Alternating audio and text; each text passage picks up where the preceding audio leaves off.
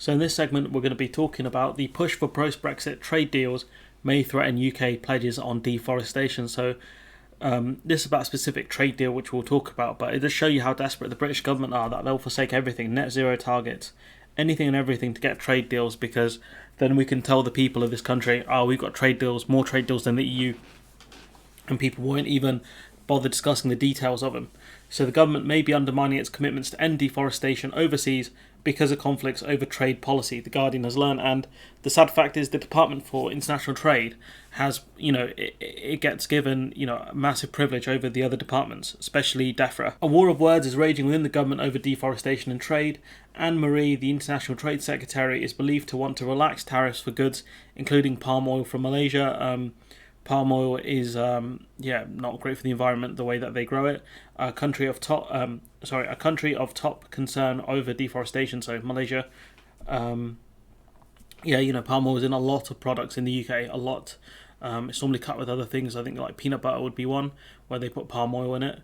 The relaxation would be part of a broader push for trade deals with developing countries that the government is pursuing in the wake of Brexit. And these trade deals are worth nothing. According to this article, it's worth £1.38 million, which sounds like a lot of money, but in the broader schemes of the economy, this is worth nothing. It's going to benefit a few companies that deal with palm oil. That's about it.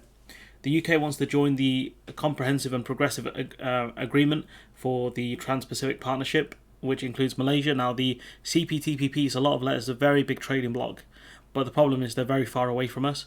And what the UK is trying to do is sell out so we can try and get ascension to the CPTPP. The problem is that any member of that trade organisation can veto us. And obviously they have their own sets of rules that we have to agree to as well. And we're not in the best standing with these the members of the CPTPP. And New Zealand have said if we mess around with the Good Friday Agreement and the Northern Ireland Protocol, they might veto our ascension, even though we've given them a great trade deal. The removal of tariffs without any green strings attached would undercut the UK's parallel efforts to end illegal deforestation overseas, one of the centerpieces of the UN COP26 climate summit agreed in Glasgow last year. And it shows you like the thing with like climate change, anything like that in the government, it's all talk. They're not serious about dealing with climate change. We're going to have a lot more hot summers and the government aren't going to do anything to really deal with it.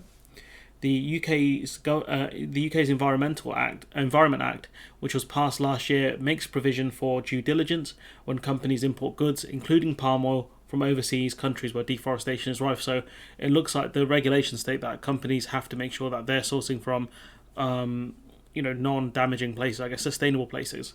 If import regulations are relaxed for Malaysia without due diligence safeguards in place, it could give countries where deforestation is happening the hope of avoiding any of the sanctions provided for it in the Environment Act. So essentially, if countries do deforestation, it could hamper our trade with them.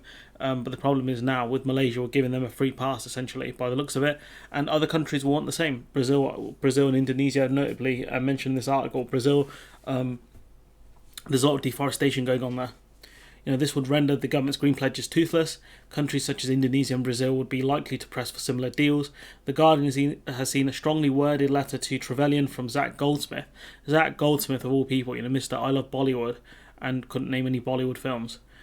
He's the Environment Minister. He cited research showing that liberalising trade in the way the Department for International Trade is considering for Malaysia would yield an economic benefit of only £1.38 million for the whole of the UK. Pocket change.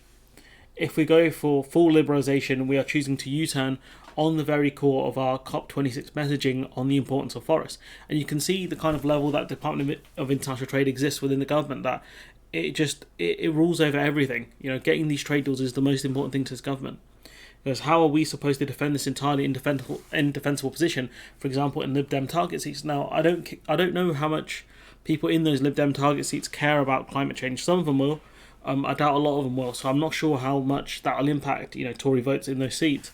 But what it does tell you is that the government, when they tell you they care about climate change, they don't. The production of palm oil, which is widely used in an array of supermarket goods from cosmetics to bread, is a major cause of deforestation in many countries in Southeast Asia. And obviously, deforestation is bad. No one needs to tell you that. Attempts to encourage more sustainable production of palm oil have so far made little progress. It's mainly because they know that the Western countries want it, and a lot of countries don't care about sustainability, not really.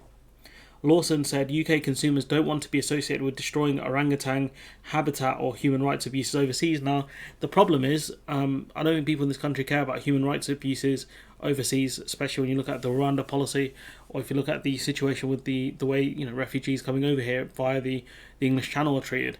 The orangutan stuff I think will cut more, because I think people in this country care more about animals than they do human beings. But I think you'd have to explain to people what's going on, what the situation is in Malaysia when it comes to orangutans, for them to actually care. I don't think the average person knows much about deforestation in Malaysia, let's be honest here. Current UK tariffs for Malaysian palm oil vary from 2% for crude palm oil to 12% for the more processed versions. Again, you'd have to look up those sorts of things, but evidently what Malaysia are looking for, at least what it looks like, is they want more exceptions for unsustainable palm oil farming. That's what they want.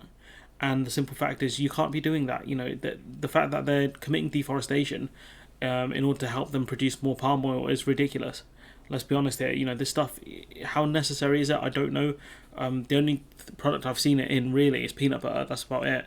To remember people moaning at Skippy for it, Skippy peanut butter, which people have a right to do.